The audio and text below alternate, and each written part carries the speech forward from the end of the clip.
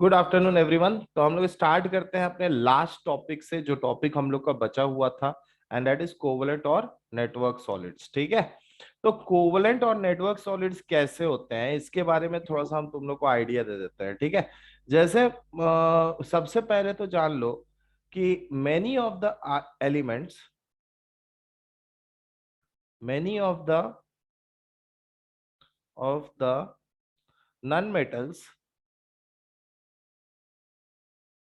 non metals which are found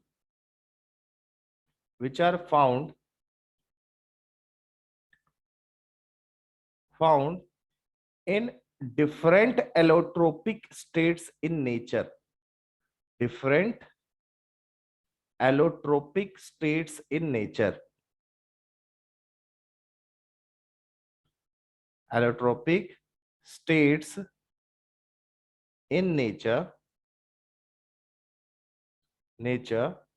forms this category of solid. Forms this category of solids.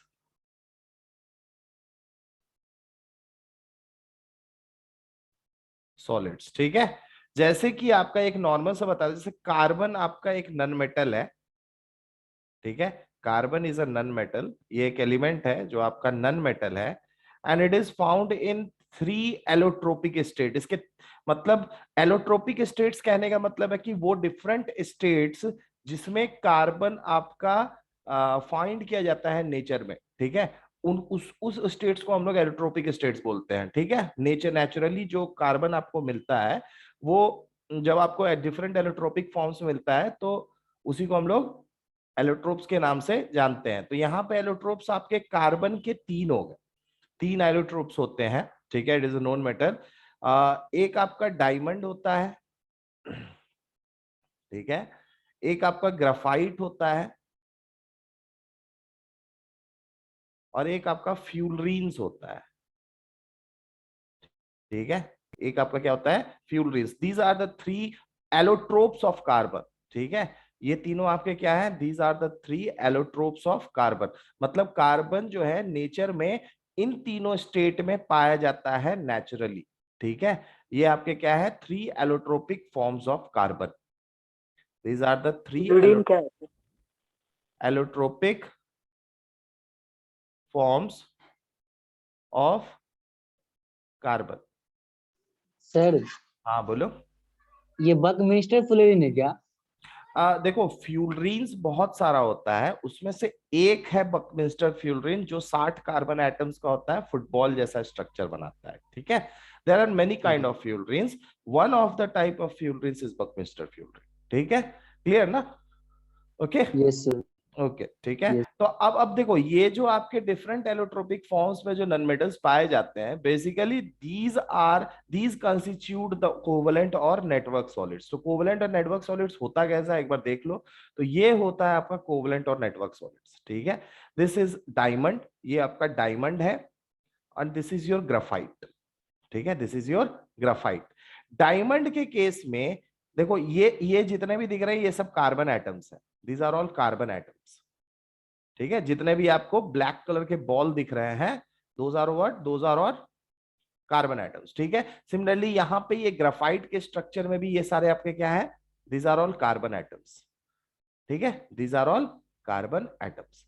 अब ये जो different carbon atoms आपको दिख रहे हैं डायमंड के केस में, in the case of diamond, in the case of diamond,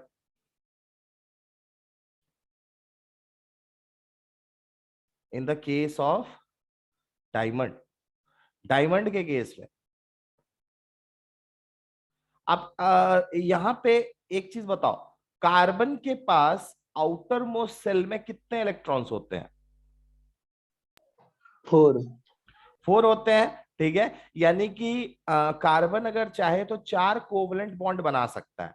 तो देखो, डायमंड के केस में कार्बन जो है 4 कोवलेंट, जो किसी भी एक डायमंड को आप पकड़ोगे तो वो 4 बॉन्ड्स बनाया हुआ रहेगा। ठीक है। ये कार्बन को देखो, एक ऊपर की तरफ, एक इस तरफ। ठीक है। 1 2 3, और ये वाला 4। ठीक है। This is the 4 carbon atoms. तो यहाँ पे जो डायमंड का स्ट्रक्चर है, in the case of diamond, carbon forms 4 covalent bond, sir चार bond, एटम, सर चार एटम में से सब एक एक बॉन्ड बनाता है, वही ना है? हाँ हाँ, with 4 covalent bonds with other carbon atoms, with other carbon atoms, ठीक है, कार्बन एटम्स, ठीक है। In the case of diamond, carbon forms 4 covalent bonds with other carbon atoms. दिख रहा है आपको, कोई भी एक कार्बन को पकड़ो, ये 4 बॉन्ड इसका बना होगा। कोई भी एक कार्बन को अगर हम लोग पकड़ते हैं और चेक करते हैं तो उसका 4 बॉन्ड होगा, ठीक है, कॉर्नर वाले को छोड़ के, ठीक है। बेसिकली क्या होता है ना कि जो जो हम लोग को डायमंड मिलता है वो उसमें कहीं कॉर्नर्स नहीं होता है। अब ये कार्बन है तो इसके पीछे भी एक बन रहा होगा इस तरीके से, ठीक है, पीछे साइड में भी एक बन रहा होगा। समझ में आ रहा है ना? तो सब सारे कार्बन से एक दूसरे से रहते हैं। तो ये कॉर्नर वाला का एक ही बॉन्ड दिख रहा है तो इसको मत समझ लेना कि ये अलग है। बेसिकली इस तरह से कार्बन एटम्स अपने आप को घेर के रखे रहते हैं कि हर एक कार्बन एटम डायमंड में 4 बॉन्ड बनाए रहता है, ठीक है, 4 बॉन्ड्स बनाए रहता है। तो इसका मतलब अब देखो, कार्बन के आउटर मोस्ट इलेक्ट्रॉन भी 4, और डायमंड में कितने बॉन्ड बने, कोवलेंट बॉन्ड बने, वो भी बने आपके 4। तो कार्बन डायमंड के फॉर्म में कार्बन के पास कोई फ्री इलेक्ट्रॉन नहीं होता है जो मतलब स्ट्रक्चर में नाप मतलब फ्लो कर सके जैसे तैसे, ठीक है। इसके वजह से diamond is not a good conductor of electricity, ठीक है। दैट इज वाई, क्यों ये diamond good conductor of electricity नहीं है, क्योंकि इसके सारे जितने भी वैलेंस इलेक्ट्रॉन्स थे कार्बन के, ये सब क्या बना लिया, ये सब बॉन्ड बना लिया, ठीक है, ये सब बॉन्ड बना लिया, अलग अलग कार्बन आइटम के साथ शेयरिंग करके बॉन्ड बना लिया। तो चारों शेयर हो गया तो इसके पास कोई इलेक्ट्रॉन बचा ही नहीं, तो इसके पास कोई इलेक्ट्रॉन रहता ही नहीं जो स्ट्रक्चर में फ्री फ्लो करते रहता है। और चार्ज का फ्लो अगर नहीं होता है, it is a bad conductor of electricity. That is the reason, therefore why it is diamond diamond diamond is a bad conductor of electricity,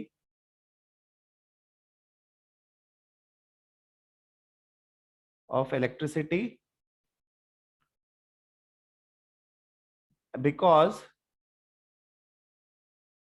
all the 4 valence electrons of each carbon,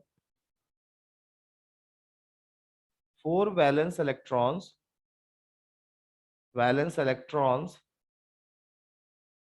in each carbon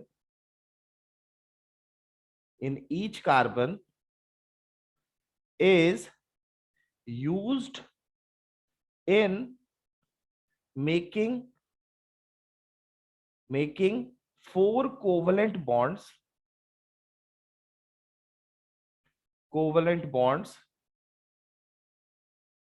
with other carbon atom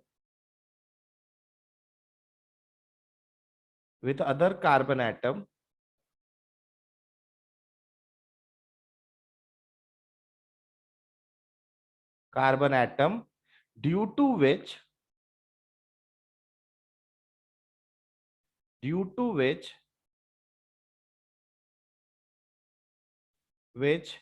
it does not have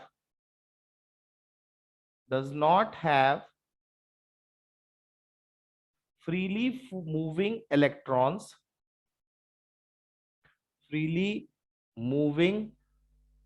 electrons in its structure, ठीक है। इसीलिए that is the reason why carbon diamond is a bad conductor of electricity. क्यों ऐसा? क्योंकि चारों के चारों जो कार्बन के पास बैलेंस इलेक्ट्रॉन्स हैं, जैसे मान लो इस ये वाला कार्बन है, इस कार्बन में 4 इलेक्ट्रॉन्स है, 4 इसके पास इलेक्ट्रॉन्स होंगे, 1 2 3 4, चारों का चारों दूसरे कार्बन एटम्स के साथ शेयर करके बॉन्ड बना लिया, ठीक है, चारों का चारों दूसरे कार्बन एटम्स के साथ शेयर हो गया और बॉन्ड बना लिया, कोवेलेंट बॉन्ड बना लिया, ठीक है। जिसके वजह से इसके इसके डायमंड के स्ट्रक्चर में कोई फ्रीली मूविंग इलेक्ट्रॉन्स होता ही नहीं है। इसके वजह से ये क्या होता है, it is a bad conductor of electricity, ठीक है, ठीक है। डायमंड और दूसरी बात है कि कार्बन में क्योंकि ये सारा कार्बन एटम्स बॉन्ड बना लिया और कार्बन के लेयर में कहीं पे गैप नहीं रहता है, ठीक है, गैप नहीं रहता है, जिसके वजह से डायमंड आपका बहुत हार्ड होता है, ठीक है। दैट इज वाई यहाँ पे diamond diamond is very hard due to strong covalent bonding, covalent network of carbon atoms, ठीक है।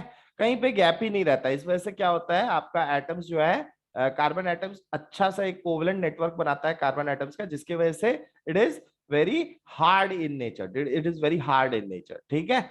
अब लेकिन यही बात अगर हम ग्राफाइट के बारे में करें, in the case of graphite,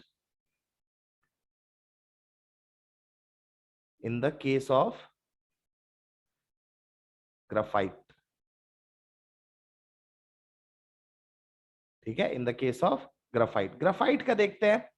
graphite के स्ट्रक्चर्स को अगर ध्यान से देखो, स्ट्रक्चर को अगर ध्यान से ऑब्जर्व करो, तो ग्राफाइट में देखो देखो सबसे पहला बात तो ग्राफाइट में डिफरेंट लेयर्स होते हैं कार्बन एटम्स के। जैसे मान लो ये सबसे ऊपर वाला लेयर हुआ, ये इसके नीचे वाला लेयर हुआ, और ये इसके नीचे वाला लेयर हुआ, और हर एक लेयर के बीच में थोड़ा सा गैप होता है, हर एक लेयर के बीच में थोड़ा सा गैप होता है, ठीक है, मतलब स्पेस होता है। मतलब ये एक अलग लेयर है कार्बन एटम्स का, ठीक है, सबसे ऊपर वाला, ये वाला अलग लेयर, ये वाला अलग लेयर, और इन तीनों के बीच में थोड़ा सा गैप रहता है। अच्छा, इसमें एक कार्बन एटम ध्यान से देखो कितने बॉन्ड्स बना रहे हैं, तो तुम ऑब्जर्व करोगे एक कार्बन एटम मैक्सिमम 3 बॉन्ड, बीच वाले कार्बन एटम को लेना, ठीक है, कॉर्नर वाले ने, तो बीच वाले कोई भी लेते हो, सपोज करो इसको लेते हो, तो देखो 1 2 3, तीन तीन ही बॉन्ड यहां पे बना रहा है। तो क्या होता है कि ग्राफाइट के केस में कार्बन एटम का एक वैलेंस इलेक्ट्रॉन हर एक एटम का, है ना, हर एक एटम का, ये उलझ जाएगा। जितने कार्बन एटम्स का हर एक कार्बन एटम का एक इलेक्ट्रॉन फ्री रहता है मूव करने के लिए इसके स्ट्रक्चर में, पूरे ग्राफाइट के स्ट्रक्चर में, जिसके वजह से क्या होता है graphite is a good conductor of electricity. ये एक एक्सेप्शन है लेकिन ये सही है, ठीक है। क्यों ऐसा होता है, why graphite is a good conductor of electricity, तो यहां पे आप लोग लिख लो, graphite is a good conductor of electricity, graphite is a good conductor of electricity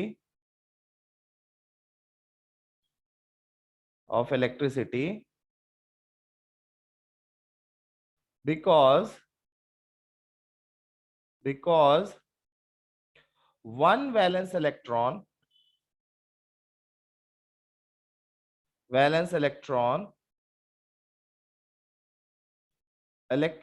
of each carbon atom, electron of each carbon atom,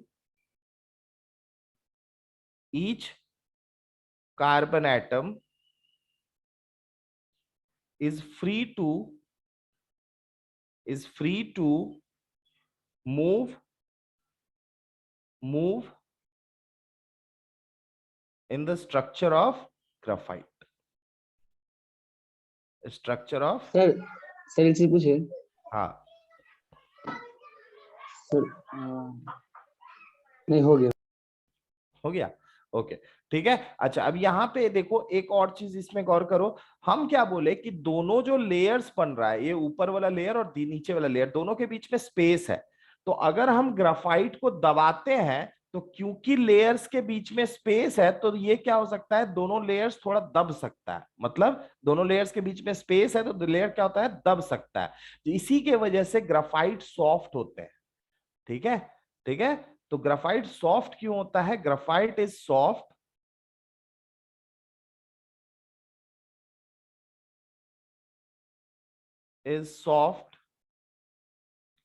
and slippery also, slippery भी होता है, इसको ल्यूब्रिकेंट की तरह हम लोग यूज करते हैं, slippery due to due to gaps in different layers different layers different layers of carbon atoms. Due to gaps in different different layers of carbon atoms. ठीक है, कार्बन एटम्स। ठीक है, तो ये आपका एक फॉर्म करता है आपका, this is what we called covalent और नेटवर्क सॉलिड्स। ठीक है, इसी को बोलते हैं, ये जो आपका जैसे डायमंड हो गया, ग्राफाइट हो गया, दीज आर और कोवलेंट और नेटवर्क सॉलिड्स। ठीक है, तो कोवलेंट सॉलिड्स के बारे में अगर और डीपली कोई नोट कर रहा है क्या? सर आप बहुत फास्ट जा रहे हैं, मतलब लिख नहीं पा रहे हैं। अच्छा लिखो लिखो लिखो, हाँ ठीक है लिखो लिखो लिखो, हो गया, मतलब मेरे को बस ग्राफाइट का लिखना था। कौन सा पेज बताओ जल्दी। सर यही रहने दीजिए वाले पेज। ओके ओके, हाँ अब लिखो, कोई दिक्कत नहीं है, मेरा मेन काम हो गया, जितना लिखना था उतना हो गया। लिख लो पहले।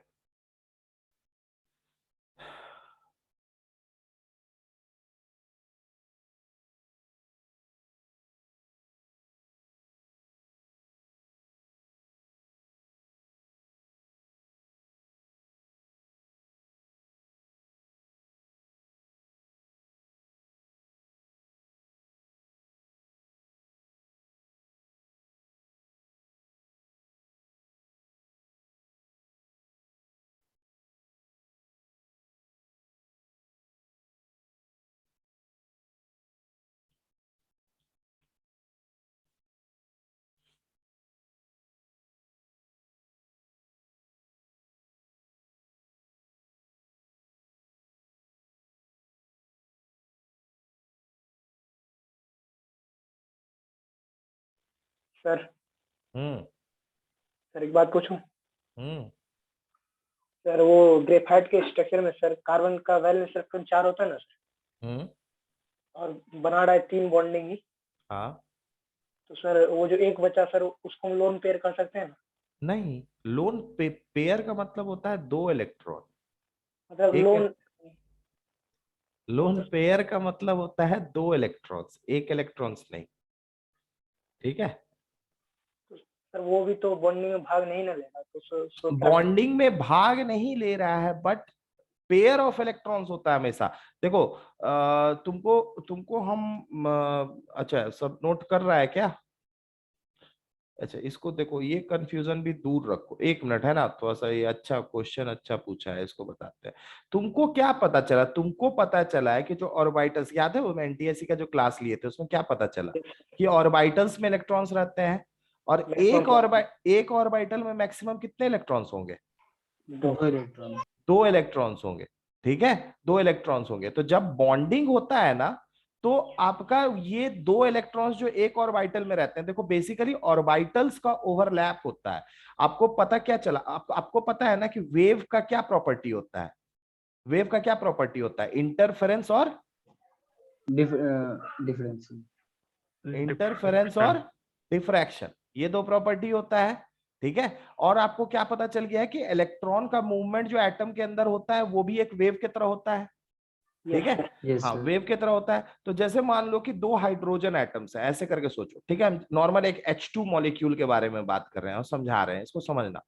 एक हाइड्रोजन एटम है, ये बीच में न्यूक्लियस होगा, और आपको पता है कि ये फर्स्ट ऑर्बिटल है, इसको 1s ऑर्बिटल बोलते हो। इसमें इलेक्ट्रॉन पूरा कहीं पर भी हो सकता है। ठीक है, ये पूरा का पूरा स्फेरिकल एक 1s ऑर्बिटल है हाइड्रोजन का, और इसमें एक इलेक्ट्रॉन जैसे तैसे घूम के ये पूरा वेव को क्रिएट कर रहे हैं। ये पूरा वेव एक क्रिएट हो रहा है। ठीक है, ये पूरा वेव जो आपको दिख रहा है एक वेव की तरह क्रिएट हो रहा है, और सिर्फ मूवमेंट ऑफ कितने इलेक्ट्रॉन्स की वजह से? यहाँ पे एक इलेक्ट्रॉन।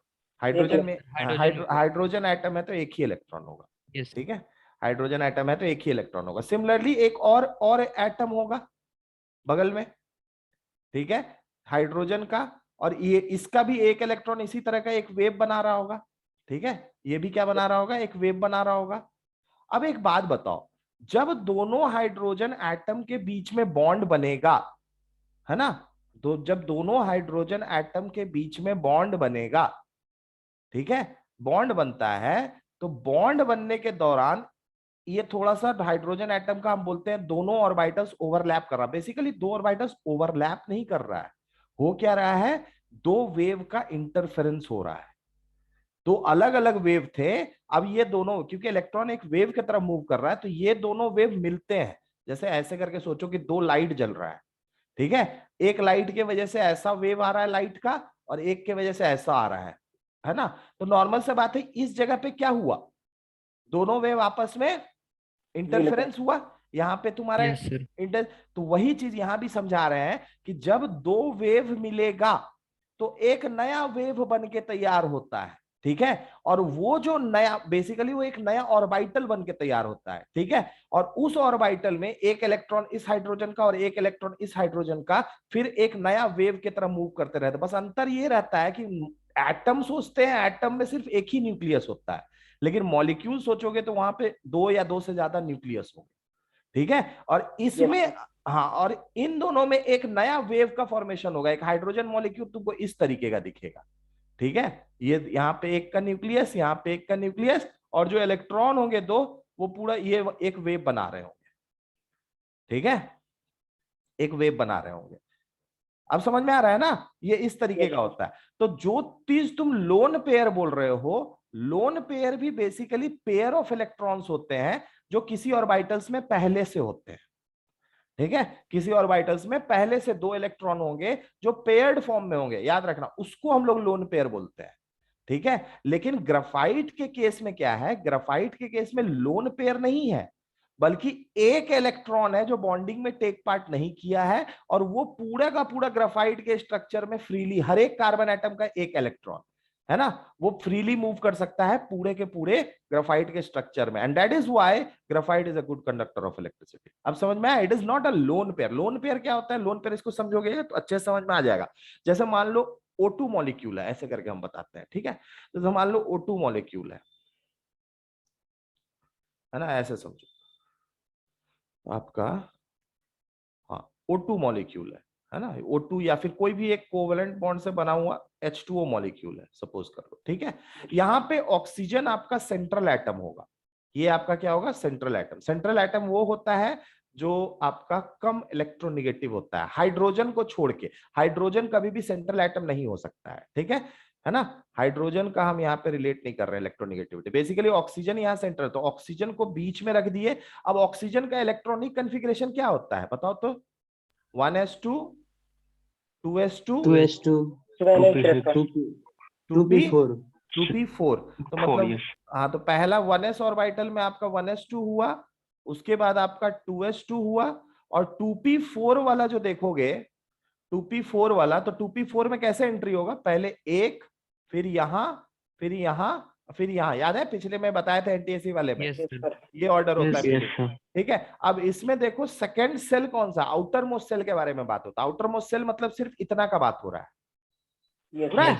हाँ। अब देखो, अब ये आउटर मोस्ट सेल में जो यहाँ पे ये इलेक्ट्रॉन्स दिख रहे हैं तुमको, ठीक है, और ये जो ये वाला इलेक्ट्रॉन पेयर जो दिख रहा है, ये दोनों पहले से ही पेयर्ड है ऑक्सीजन में, पहले से ही पेयर्ड इलेक्ट्रॉन्स है ना। इसको, ये कोई बॉन्डिंग वाला नहीं है, ये पहले से ही ऑक्सीजन में क्या है, पेयर्ड फॉर्म में है, ठीक है। These are known as lone pairs, these are known as lone pairs. और इसका जो बाकी बचा हुआ एक एक इलेक्ट्रॉन है, तो एक यहां हाइड्रोजन इलेक्ट्रॉन आएगा, इस ऑर्बिटल के साथ ओवरलैप इंटरफेरेंस करेगा अपना वेव का, और एक बॉन्ड बना लेगा, और एक हाइड्रोजन का एक इलेक्ट्रॉन इस वाले ऑर्बिटल के साथ ओवरलैप करेगा, यानी कि इंटरफेरेंस करेगा और बॉन्ड बना लेगा।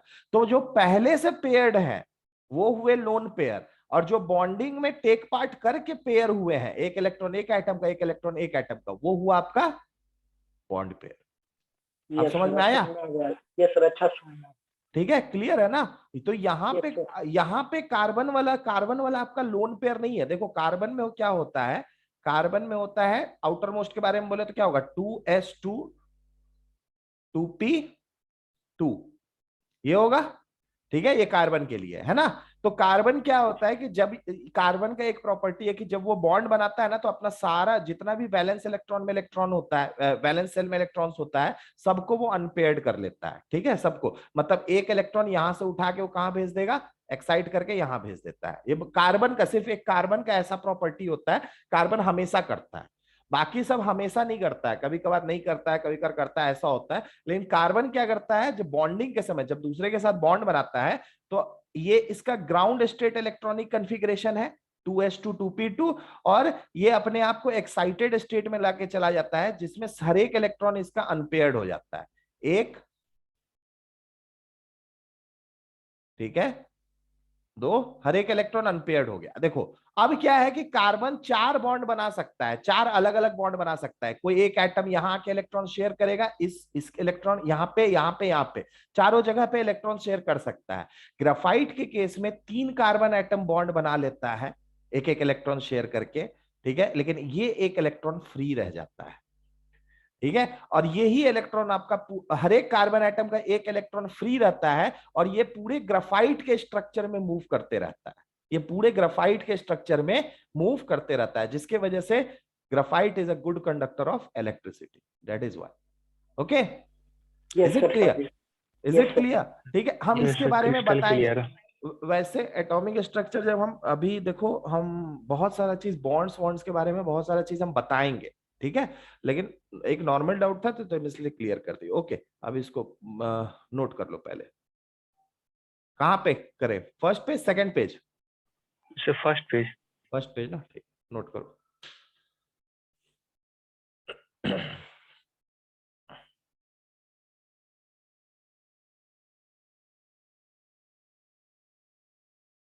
सर अगर सिंगल इलेक्ट्रॉन है तो उसका कुछ स्पेशल नाम? नॉन बॉन्डेड इलेक्ट्रॉन बोल लो। Yes sir. ठीक है,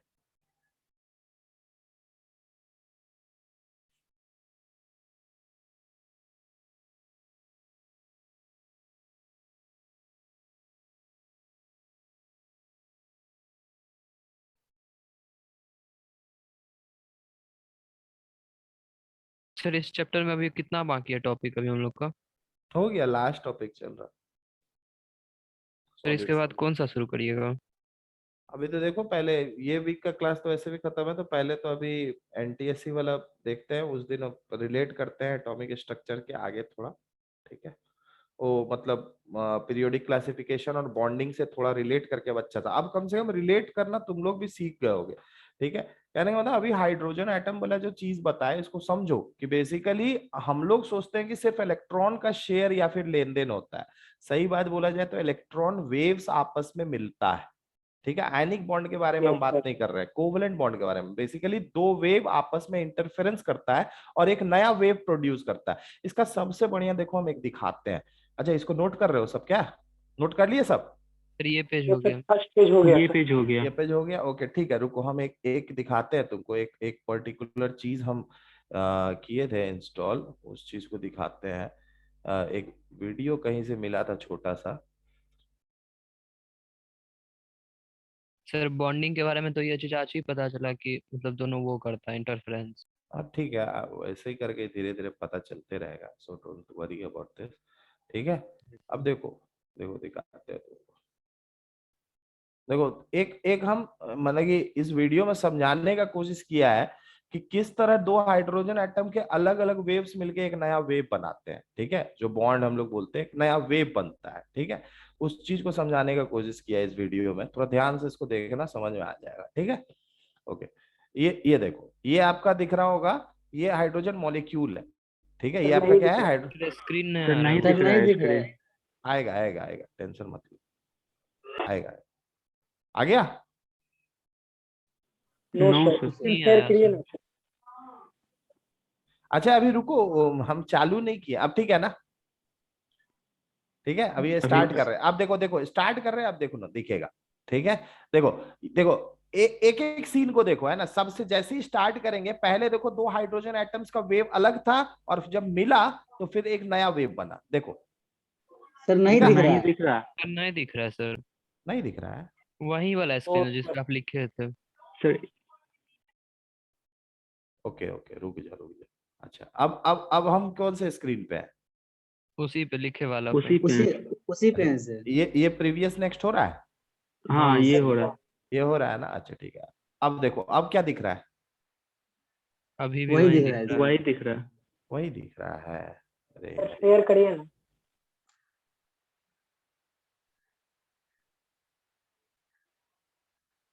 एक मिनट, एक थोड़ा मिनट, सा मूवमेंट हुआ अभी।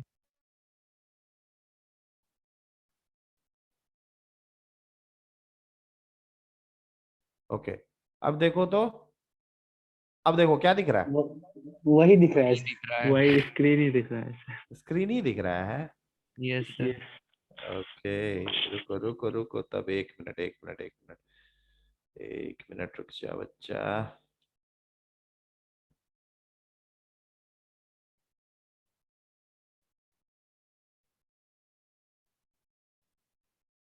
ओके, अब देखो तो शेयरिंग, आप लोग को क्या दिख रहा है अभी? सर वही वही दिख दिख रहा है रहा है। सर। वही दिख रहा है। वही दिख रहा है। Yes sir. हाँ सर, अब अब आया अब सर। यस दिखा सर, सर। अब आ गया, अब आ यस गया अब सर। आया। आ गया? अच्छा ठीक है। Yes yes. ओके ओके ठीक है। अब देखो, ये देखो, हम एक वीडियो है छोटा सा, इसको देख करके सोच समझने की कोशिश करूँ कि कैसे हम बोले कि दो अलग अलग वेव रहता है और जब दोनों मिलता है तो एक नया वेव बनाता है। देखो देखो, दिखा? हाँ, दोनों हाइड्रोजन एटम अलग थे, मिल करके एक नया वेव हुआ। दिखा? Yes sir.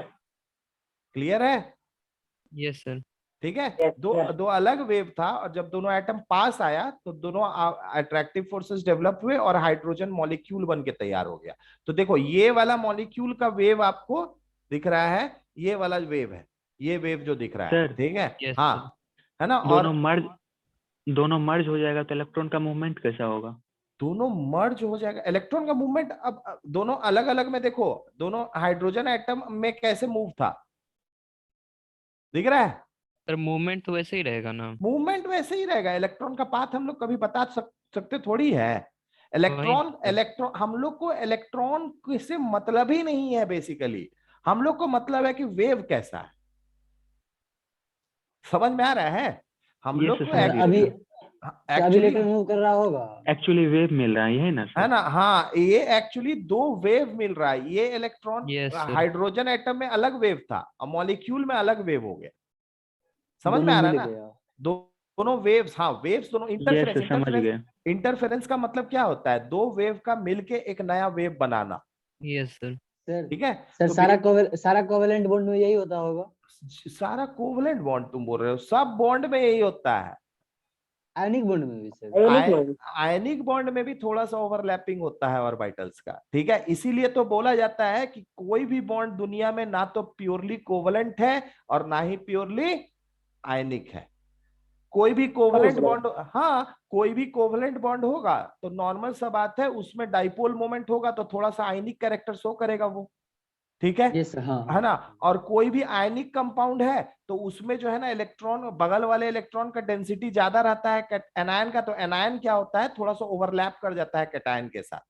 ठीक है, टच करके, तो वो हो जाता है तुम्हारा कोवलेंट कैरेक्टर, हो जाता है आयनिक कंपाउंड का। समझ में आ रहा है ना? इसके बारे में बहुत बाद में, ये सब बहुत हायर लेवल टॉपिक सब है, तो ये सब के बारे में हम लोग जानेंगे। ऐसा नहीं कि बात नहीं करेंगे, पहले अभी छोटा छोटा चीज, जैसे आज ये वाला चीज जाने तो हम लोग को बॉन्ड, बॉन्ड बेसिकली सब सोचते हैं कि सिर्फ इलेक्ट्रॉन का लेन देन है। बेसिकली सिर्फ इलेक्ट्रॉन का लेन देन या फिर शेयरिंग बॉन्ड नहीं है।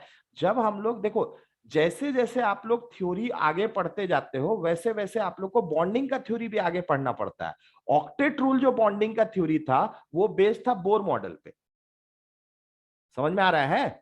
ऑक्टेट थ्योरी, ऑक्टेट रूल जो आप लोग बॉन्ड का भी पढ़ते हो, ऑक्टेट रूल जिसमें शेयरिंग या फिर लेन देन के बारे में बात होता है, इलेक्ट्रोवैलेंट बॉन्ड, कोवैलेंट बॉन्ड, वो किस थ्योरी पे बेस्ड था? वो था जब बोर मॉडल का कंसेप्ट हम लोग जान रहे थे तब। स्क्रॉडिंगर वेव मॉडल क्या बताया? स्क्रॉडिंगर मॉडल बताया कि इलेक्ट्रॉन बेसिकली एक वेव के तरह है। ठीक है, तो अगर कोई दो एटम्स के बीच में बॉन्ड बन रहा है तो बेसिकली दो वेव्स आपस में मिल रहा है। समझ में आ रहा है ना? तो दो वेव्स आपस में इंटरफेयर करेंगे तो एक नया वेव प्रोड्यूस करेगा। वो नया वेव जो बनता है ना उसको बॉन्ड बोलते हैं। उसको बेसिकली हम लोग बॉन्ड बोलते हैं। बॉन्ड में भी दो पार्ट हो जाता है, एक होता है वेव भी जब मिलता है तो दो दो नया मॉलिक्यूलर नया वेव बनाता है। एक होता है बोलते हैं कंस्ट्रक्टिव इंटरफेरेंस है, एक होता है डिस्ट्रक्टिव इंटरफेरेंस। ठीक है, यस सर। तो ये सब आप लोग आगे चल के ये सब पढ़ोगे। ठीक है, तो बेसिकली जो बॉन्ड बनता है ये इस तरीके का होता है, दो वेव्स आपस में मिलके एक नया वेव बनाते हैं। समझ में आ रहा है ना? क्लियर है सबको? Yes sir. ठीक है, ओके ओके, ठीक है, चलो ओके। तो नोट कर लो इस इन सब चीजों को, फिर हम लोग थोड़ा सा बात कर लेंगे इन सॉलिड्स के बारे में, इसके कंस्टिट्यूएंट पार्टिकल्स की बात कर ही ले, पहले बात कर लेते हैं पहले। ठीक है, या फिर पहले नोट कर लो, नोट कर लो, नोट कर लो, note it, note everyone, note note. Sir lone pair वाला थोड़ा खोलिए ना।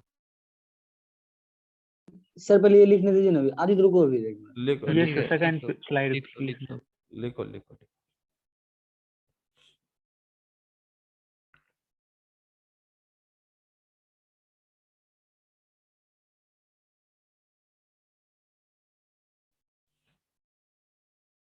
सर हम लोग का एटॉमिक स्ट्रक्चर का रिवीजन भी करवाइएगा। एटॉमिक स्ट्रक्चर का रिवीजन, तुम लोगों को कोई डाउट है तो पूछ लेना। ठीक है, रिवीजन मतलब अभी रिवीजन क्या बोलोगे? तुम लोग को वीडियो ही डाल दे रहे हैं तो फिर से रिवीजन क्या होता है? ठीक है, ऐसे तुमको क्या जानना था, कहाँ पे कंफ्यूजन हुआ? सर बीच में कुछ कुछ है। हाँ ठीक है, नॉर्मल है, ऐसा टॉपिक ही ऐसा है, कंफ्यूजन तो होना ही चाहिए। तो जो कंफ्यूजन है डायरेक्टली पूछ लो। ठीक है, जैसे उस दिन भी ये तो पूछ लिया था मेरे से फोन करके, क्या नाम है इसका, अभिषेक। अभिषेक ही फोन किया यस था सर। ना? हाँ, मेरे को यस फोन सर। करके पूछ लिया था जो डाउट था। ठीक है, तो तुम भी अपना फोन कर लो। ठीक है, ठीक है sir. Okay.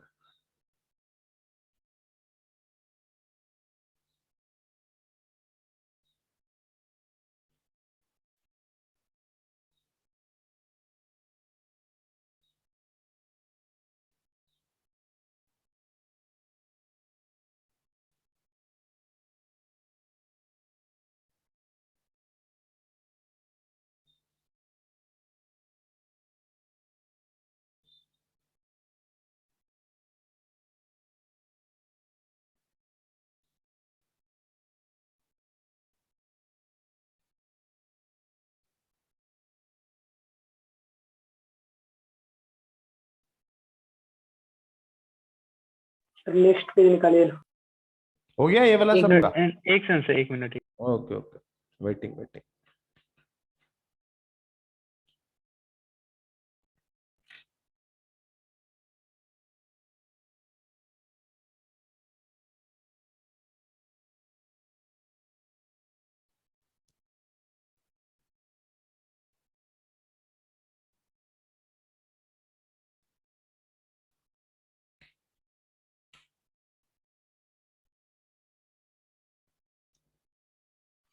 Sir diamond tetrahedral structure होगा ना, टेट्राहेड्रल। हाँ टेट्राहेड्रल होगा, नॉन कार्बन का जब भी चार बॉन्ड होगा तो टेट्राहेड्रल होगा। ठीक है, टेट्राहेड्रल स्ट्रक्चर बेसिकली कैसा होता है ये तुम लोग को समझ में आया है? बताए थे क्लास में नाम सर 109 1 से 4। सर सर 109.5 डिग्री रहता है सर। हाँ बताए हुए है ना? क्या ओके, नहीं बताया सर? अच्छा क्या नहीं चीज? नहीं बताए थे। नहीं बताया है, अच्छा ठीक है। ये बेसिकली स्ट्रक्चर कैसा होता है इसको समझा देते हैं।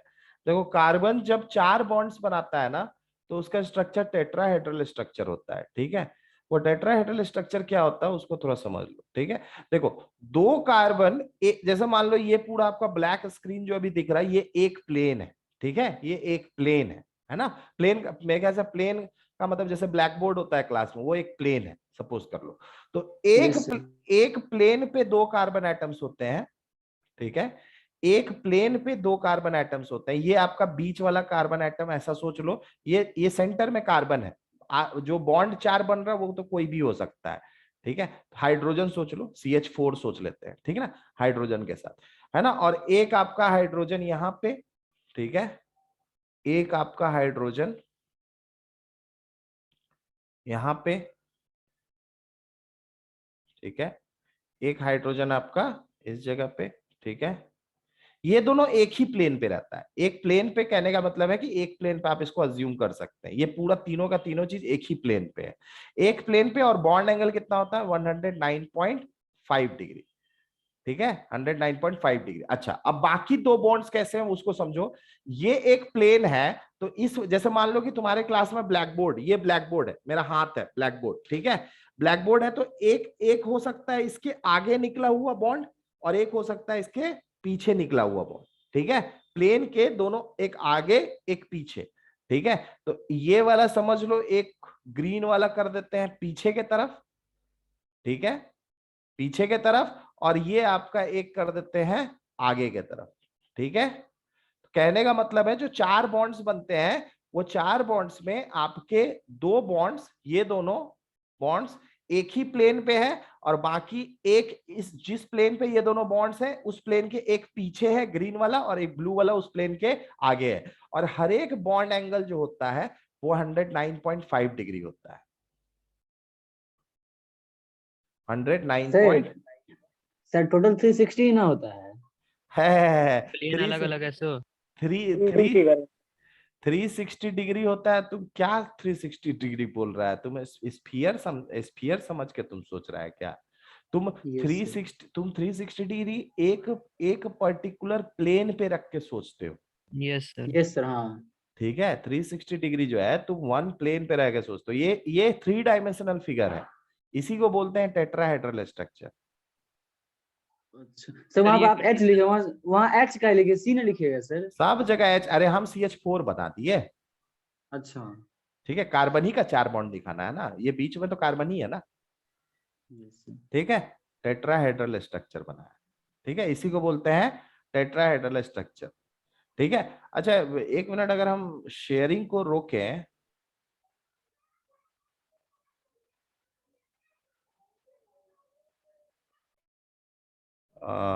मेरा वीडियो आप लोग क्लियर दिख रहा है? Yes sir. अच्छा, यस मेरा सर। थोड़ा थोड़ा बहुत अगर ये होगा तो देखना। अब जैसे मान लो कि ये दो पेन है, ठीक है, देख रहे हो? Yes sir. ये दोनों पेन आपका एक प्लेन हुआ। ठीक है, ये दोनों प्लेन आपका एक प्लेन हुआ। रुको,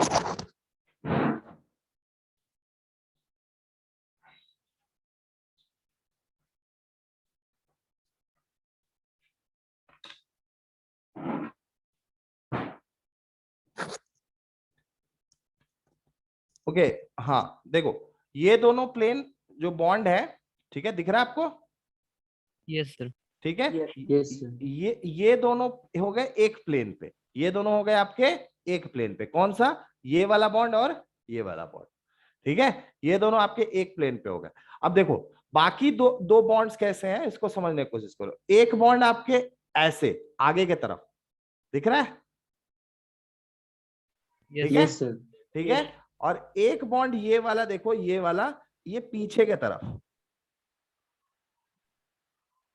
एक बॉन्ड आपका आगे के तरफ गया था, और एक बॉन्ड आपका पीछे के तरफ।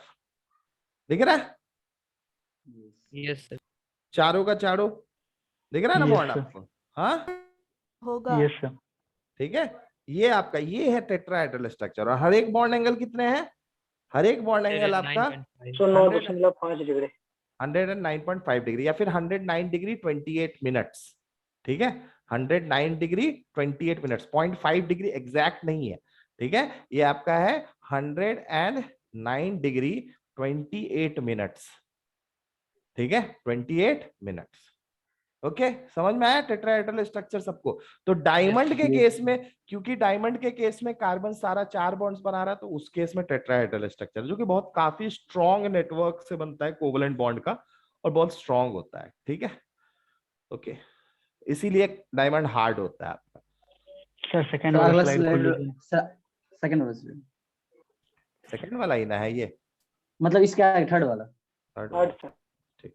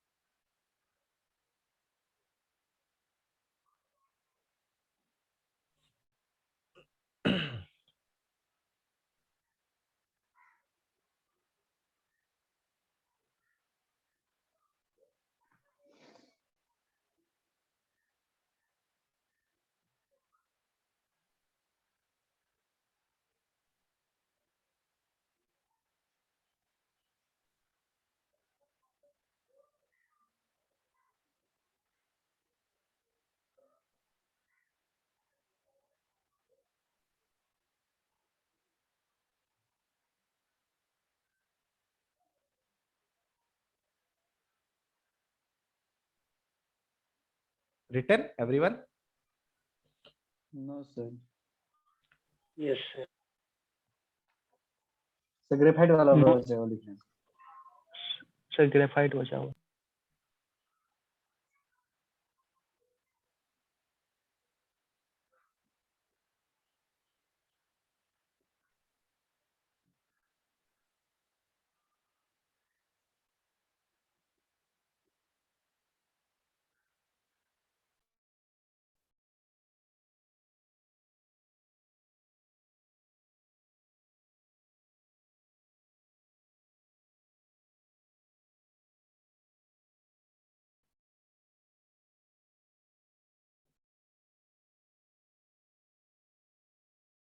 हो गया सबका? Yes sir. Yes sir. Okay, चलते हैं नेक्स्ट वाला में, लेयर्स ऑफ कार्बन एटम्स। ठीक है, नेक्स्ट सर। ये ये सर रहने इसमें दो। रुकिएगा।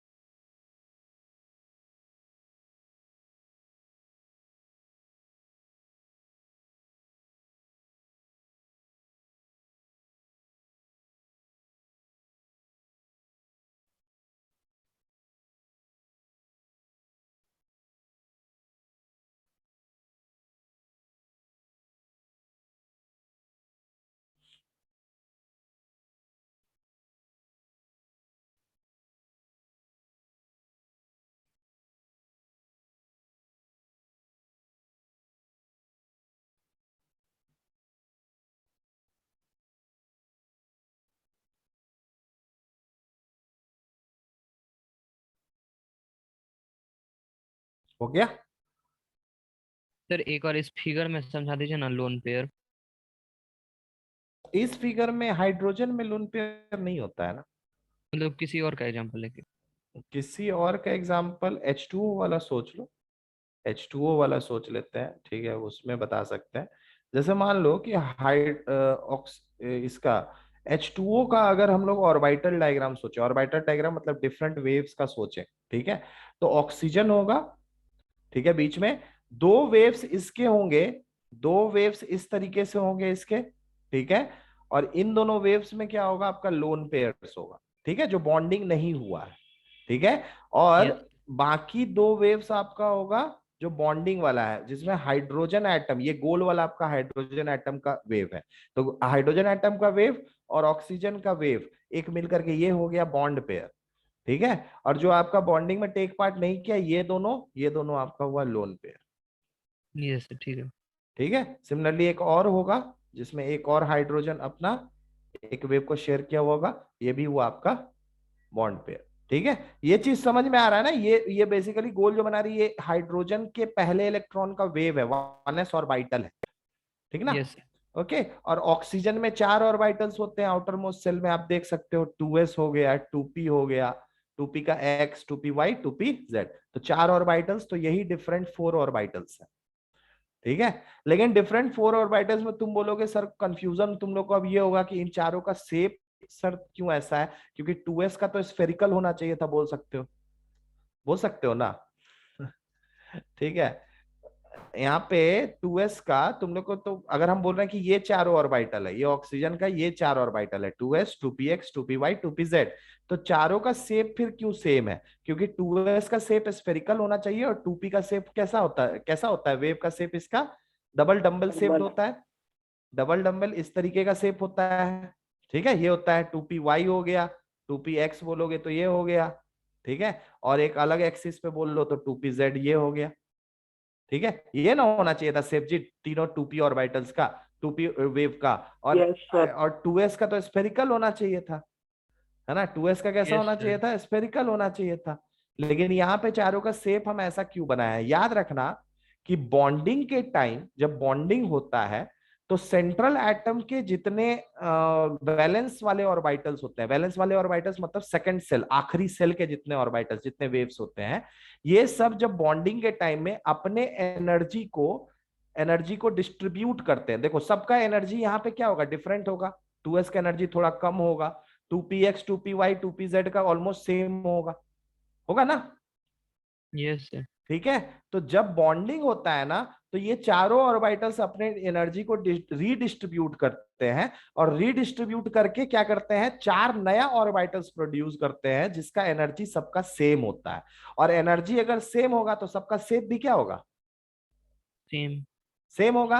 तो चारों अपना एनर्जी को रीडिस्ट्रीब्यूट करके 4 नया ऑर्बिटल्स प्रोड्यूस करते हैं जिसको हम लोग बोलते हैं हाइब्रिडाइज्ड ऑर्बिटल्स। ठीक है, जिसको बोलते हैं हाइब्रिडाइज्ड ऑर्बिटल्स।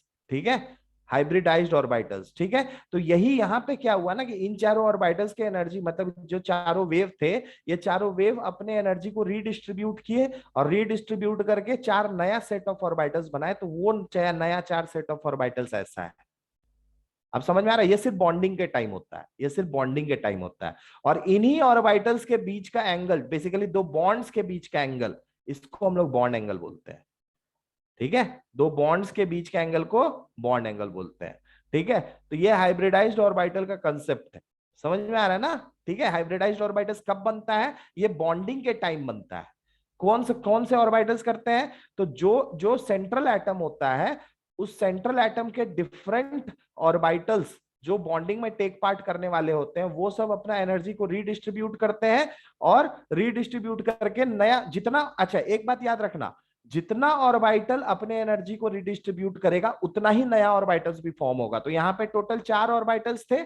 ठीक है, तो नया जो 4 ऑर्बिटल्स जो प्रोड्यूस हुआ, 1 2 3 4, ये चारों आपका मतलब उतने ही नंबर्स में फॉर्म हुआ। जितने ऑर्बिटल्स मिले अपने एनर्जी को रिडिस्ट्रीब्यूट किए, उतने ही नए ऑर्बिटल्स भी फॉर्म हुए। और ये जो नया ऑर्बिटल्स फॉर्म हुआ, ये बॉन्डिंग के दौरान होता है। इसी को बोलते हैं हाइब्रिडाइज्ड ऑर्बिटल्स। समझ में आ रहा है ना? Is it clear? Is it clear? Yes sir. Okay okay, तो ये बारे में यही सब थोड़ा थोड़ा बॉन्डिंग का कुछ कुछ कंसेप्ट है जो हम तुम लोग को बताएंगे। ठीक है, अब समझ में आ गया ना? क्लियर है ना सबको? Is it clear everyone? Yes sir. Yes sir. Okay, ठीक है। ओके, टेट्राहेड्रल स्ट्रक्चर ये हो गया। बस बचा कुछ? खत्म हो गया ना? सर थोड़ा इस पेज पे रुकिए ना। अच्छा ठीक सर है। थोड़ा एक बार पीछे वाला स्लाइड ऑन कीजिए ना। ये सब हो गया। हो गया।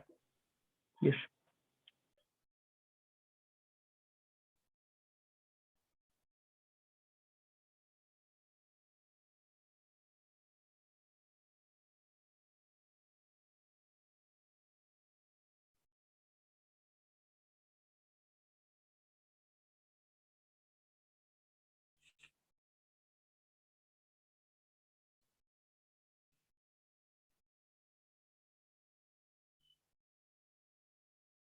हो गया? Can I move it?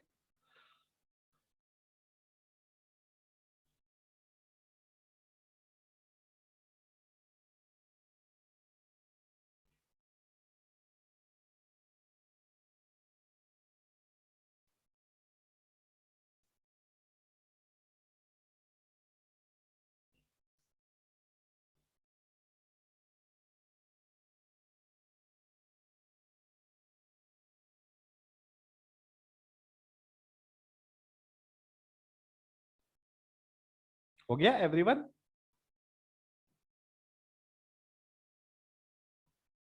जा, कोई कुछ बोल ही नहीं रहा। हो गया बच्चा लोग? Abhishek, Aditya, Hemant, Krishna, Vipulkant, everyone completed? Yes yes sir. Okay, ठीक है। तो फिर चलते हैं। तो अब थोड़ा सा पार्ट, मेरे ख्याल से ये वाला पार्ट तो ठीक है। टेट्राहेड्रल स्ट्रक्चर, एक आगे की तरफ एक पीछे की तरफ, ये भी समझा ही दिया है। अब तुम सर लोग मेरे, हेक्स हाँ बोलो। सर ये जो ग्रेफाइट होता है इसमें हेक्सागोनल स्ट्रक्चर होता है, तो इसमें कितना डिग्री पे होता है?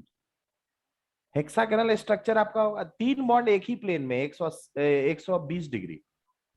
120, ठीक है सर। एक ही बॉन्ड, अरे नॉर्मल सा बात है, 3 बॉन्ड्स अपने आप को अगर फैला के रखे, है ना, कोशिश तो करेंगे तीनों रिपेल करने का एक दूसरे को, तो नॉर्मल सा बात है अगर एक प्लेन पे सोचा जाए, क्योंकि 3 बॉन्ड्स अपने आप को एक ही प्लेन पे कर सकते हैं, ठीक है, तो मैक्सिमम रिपल्सन के केस में इन लोग के बीच का एंगल कितना हो जाएगा, 120। 120 डिग्री। ये भी 120, ये भी 120, टोटल मिला के 360 होना चाहिए था ना क्या, ठीक है। यस तो ये जो आपका बना है, कहने का मतलब यहाँ पे जो आपका बेंजीन में दिख रहा है, सॉरी बेंजीन बोलते हैं, क्या नाम है, ग्राफाइट में जो 3 एंगल्स दिख रहा है, हर एक एंगल कितना होगा, 120 डिग्री। क्यों? क्योंकि ये प्लेनर फिगर है ना, ये 3 डायमेंशनल नहीं है, दिस इज 2 डायमेंशनल, ठीक है, ये 2 डायमेंशनल है, और ये जो आपका टेट्राहेड्रल स्ट्रक्चर है, दिस इज बेसिकली 3 डायमेंशनल, ये आपका 3 डायमेंशनल, ठीक है, this is your 3 dimensional. Okay, तो अगर हम यहाँ पे छोटा सा एक चीज डिस्कस कर देते हैं, छोटा सा एक चीज आप लोग बताओ मेरे को कि कोवलेंट सॉलिड्स के केस में, कोवलेंट सॉलिड्स के केस में आपके कंस्टिट्यूएंट पार्टिकल्स क्या होंगे? सर मेनली तो इलेक्ट्रॉन ही ना होगा, अब एटम्स, कोवेलेंट, हाँ एटम्स। ठीक है, कंस्टिट्यूएंट पार्टिकल्स क्या होंगे, एटम्स होंगे।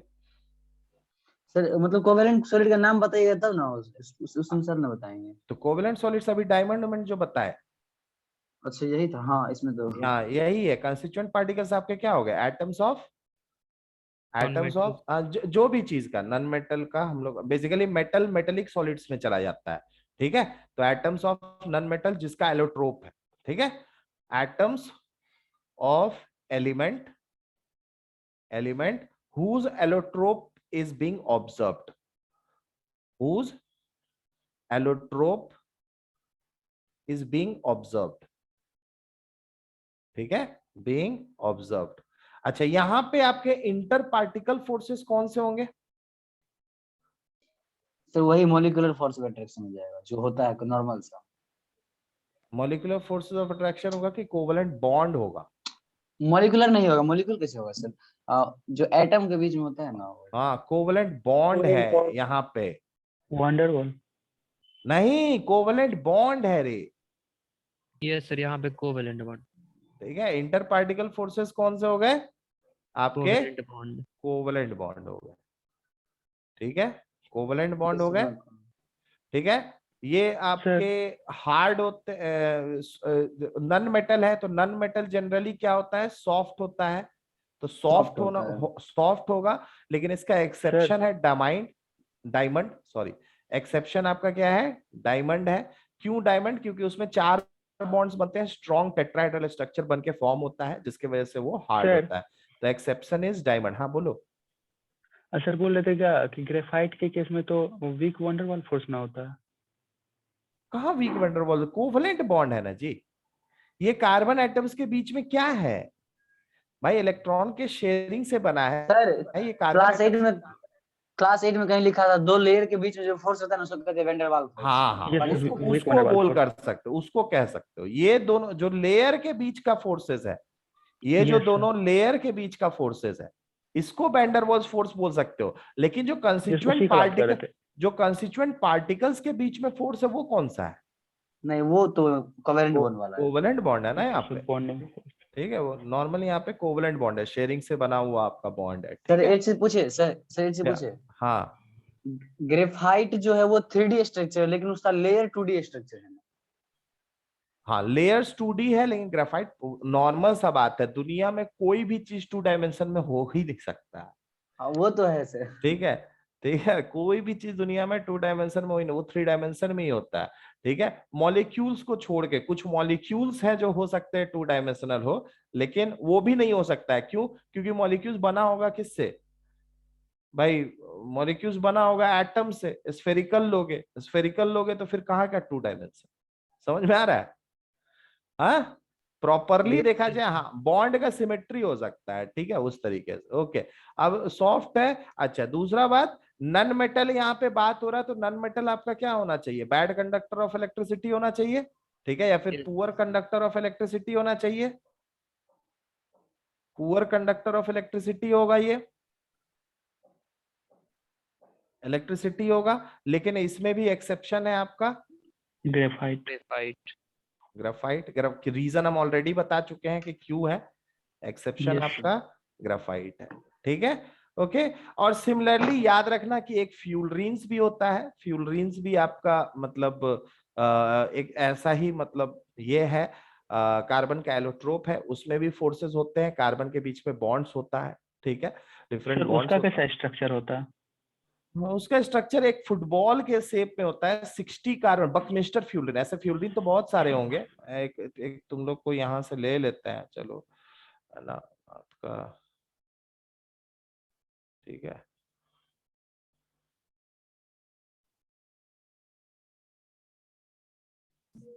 सर बकमिस्टर फ्लोरीन ये सब अच्छा डीपली पढ़ा दीजिए थोड़ा सा। एकदम तुम लोग को डीपली को छोड़ के हम जो ना हल्का डीप कुछ करते ही नहीं है। वो तो है ठीक है, सर। मेरे अंदर नेचुरल टेंडेंसी, हम बहुत डीप पढ़ाते हैं। ठीक है, सर कभी कभी बहाने लगता है। हाँ हाँ, बहने लग जाता, नॉर्मल सा बात है। जब इतना डीप जाएंगे तो तुम लोग धीरे धीरे ही ले पाओगे ना। ठीक है, तो बकमिंस्टर फ्यूलरीन का इमेजेस कैसा होगा, तो बेसिकली 60 कार्बन एटम्स का इमेजेस होता है। ठीक है, ये है बकमिंस्टर फ्यूलरीन। ठीक है, ये है आपका बकमिंस्टर फ्यूलरीन।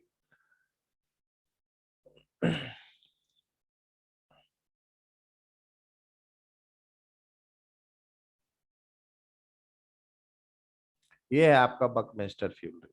ठीक है, this is your Buckminster fullerene. Sir, इसमें एक एटम 60 से कहाँ जुड़ा हुआ है? एक तो इसमें भी 3 से ही जुड़ा हुआ है। इसमें आपका हम इसके बारे में कुछ बात ही नहीं की है अभी तक, तो कंफ्यूज काहे सर कर रहे हो? सर अभी तो आप बोले थे। क्या? वही तो सर, 60 कार्बन एटम्स। हाँ, यस ये सर। ये जितने कार्बन एटम्स तुमको दिख रही है, बकमिंस्टर फ्यूलरेन है। ये 60 कार्बन एटम्स एक दूसरे के साथ जुड़ा हुआ है।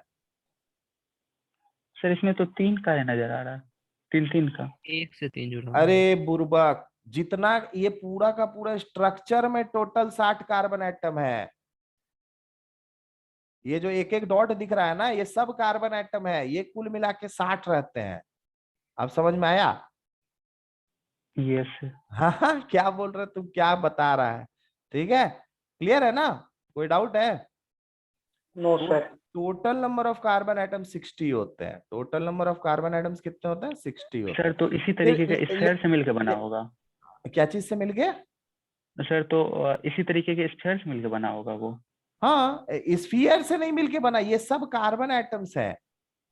सर ये मतलब ये हाँ, जो मिल के मतलब बना है क्या बना? ये आपका बकमिंस्टर फ्यूलरीन है। उसका एक यूनिट। सिर्फ एक यूनिट बोल सकते हो, ठीक है। यस। नहीं, हाँ, तो इस ये परफेक्टली आपका बकमिंस्टर फ्यूलरीन, ये फ्यूलरीन का सिर्फ एक पर्टिकुलर फ्यूलरीन के बारे में बता रहा है। ऐसा ऐसा बहुत सारा फ्यूलरीन होगा। ठीक है, और ये सब इसमें कार्बन एटम्स है। इसका आपको प्रॉपर्टीज नहीं पढ़ना है, ठीक है, so don't worry about that. ठीक है, इसका प्रॉपर्टीज कुछ नहीं पढ़ना आप लोग को।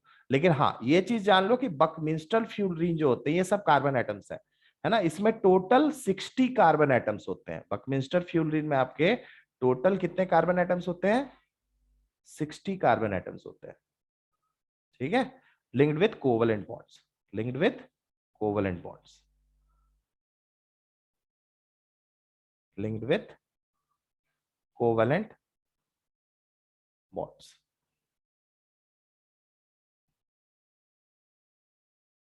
ठीक है, linked with covalent bonds. Okay, 60 carbon atoms का एक इस तरह का चीज बनता है, इसी को बोलते हैं Buckminster. This is structure of Buckminster fuel. समझ में आ रहा है ना? Is it clear everyone? Yes sir, clear. Yes sir. Okay, ये आपका बकमिंस्टर, और ये सिर्फ एक फ्यूलरीन है। ठीक है, बोल रहे हैं फ्यूलरीन, क्या हम बोले कि फ्यूलरीन बहुत सारा हो सकता है, सिर्फ एक फ्यूलरीन आपको बताए जो बकमिंस्टर फ्यूलरीन के नाम से जाना जाता है। इसमें 60 कार्बन एटम्स होते हैं, लिंक्ड विद कोवलेंट बॉन्ड्स। ठीक है, और एक फुटबॉल के जैसा शेप बनाता है। ठीक है, सारा कार्बन एटम्स मिलकर एक फुटबॉल के जैसा शेप बनाता है। ठीक है, ओके, ये हो गया। उसके बाद आपका कोवलेंट बॉन्ड्स, कंस्टिट्यूएंट पार्ट, इसको नोट कर लिए सब? Yes sir. No sir. ठीक है, इसको भी नोट कर लो सब। मेरे ख्याल से कंप्लीटेड हो गया। मेरे ख्याल से टाइप्स ऑफ सॉलिड्स आप लोग को आज के बाद दिक्कत नहीं होगा, बहुत सारा चीज आप लोग को बता दिए हैं हम। कुछ एनटीएससी के क्वेश्चंस अगर मिलते हैं सॉलिड स्टेट को लेकर के, तो हम आप लोग को भेज देंगे। ठीक है। ये सर जरूर भेजिएगा सर। ठीक है ओके। सर आप सर पिछले बार एटॉमिक बोले थे भेजने, स्ट्रक्चर नहीं का भी नहीं भेजे। भेजे सर। एटॉमिक तो वो तो स्ट्रक्चर अभी, में, एटॉमिक स्ट्रक्चर में अभी आप लोगों को बहुत चीज चलेगा, उसके क्वेश्चंस हम खुद यस करवाएंगे अभी। सर, ठीक है, अभी उसमें तो बहुत कुछ क्लास बाकी है। क्लास के बीच में क्वेश्चंस आप लोग को करवाएंगे हम, क्वेश्चन उसके क्वेश्चंस बोलोगे तो बहुत क्वेश्चंस बन सकते हैं। ठीक है, अब डिपेंड करता है कि तुम लोग को किस लेवल पे पढ़ा रहे हैं, उसके हिसाब से क्वेश्चंस पूछेंगे। ठीक है, सर अभी सॉलिड का ही भेजिए, अच्छा रहेगा, अभी पूरा धनाधन उड़ाएंगे सर। हाँ ठीक है, उड़ा देना। ठीक है एवरीवन, तो चले, ओके, सब कोई नोट कर लिए? Yes sir. Okay, thank you, चलते हैं तब फिर हम लोग बाय एनटीएससी का sir. Class Saturday thank you Sunday. Sir, bye sir. Bye bye sir. Sir. Bye bye, love you all, bye bye, चलो। Bye love you sir. Sir.